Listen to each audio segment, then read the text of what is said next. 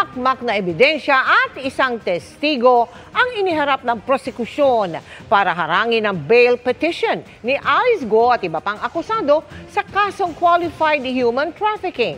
Giit pa ng kampo ng dating alkalde, hindi niya kilala ang iniuugnay sa kanyang umano'y Pogo Godfather na si Liu Dong. Nakatutok si June Veneracion. Isang opisyal ng PAOK o Presidential Anti-Organized Crime Commission ang unang testigo na iniharap ng prosecution sa pagsisimula ng hearing para sa bail petition ni Alice Go at iba pang akusado.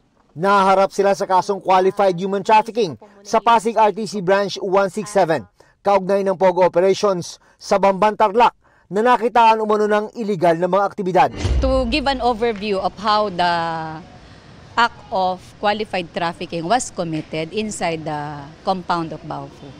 Ito yung kahong-kahong ebidensya na hawak ng prosecution na ilalatag nila sa korte para kontrahin ang bail petition ng kampo ni Alice Go at iba pang akusado sa kasong qualified human trafficking.